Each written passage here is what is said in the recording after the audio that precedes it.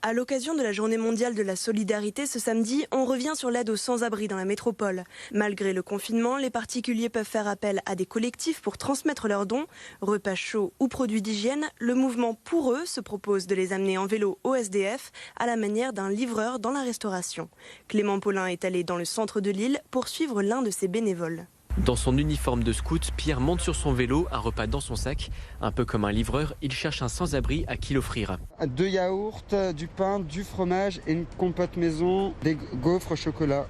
Repas chaud, conserves, vêtements, tout ce qui peut servir aux personnes dans la rue. Des produits donnés par de grandes enseignes parfois, mais surtout des particuliers. Le tout via une application, Toucanagent, pour faire le lien avec les bénévoles. On voit les paniers repas qui sont proposés par les particuliers. Puis après, dès qu'on retrouve un ami dans la rue, on lui donne à manger directement. Si on a des restes, au lieu de les jeter, on peut le garder. Ou alors on pense à faire un repas comme s'il y avait une personne en plus à table.